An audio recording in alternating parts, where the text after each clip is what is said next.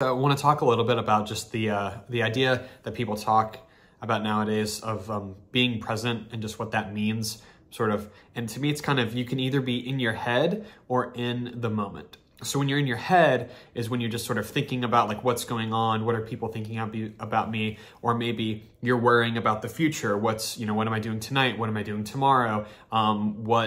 Like, am I going to have enough money in the future? Am I going to accomplish what I want? What am I doing next? So those are a bunch of ways you can be in the future, but then you also can be in the past if you're thinking back to, oh, like, did I make that mistake? Beating yourself up for a mistake, reliving something in the past, wishing you had done something differently, being mad at something that someone did to you, just sort of wallowing or reliving the past, thinking about the good old days. So being present is like, if you are in your head thinking about the future or the past, then like by definition almost, you are not in this current moment because you are thinking about things, you're in your head, you're not paying attention to what's going on around you. And so I think a lot of times we just miss what's actually happening in front of us because we're either too busy thinking about what happens next or worrying about what happened before.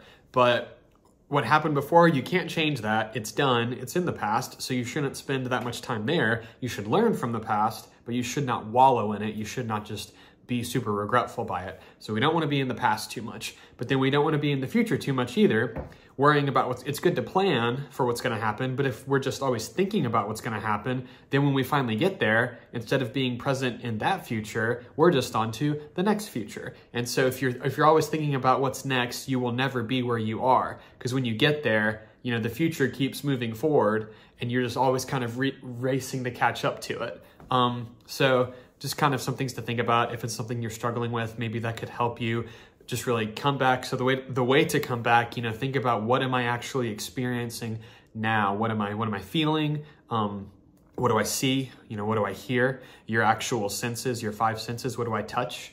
They can bring you back to the present moment. And really, this is all we have. Any of those futures are not guaranteed. We don't know how much time we're gonna have. So don't lose out on this current moment, which is all you have. Don't be in your head, be in the moment.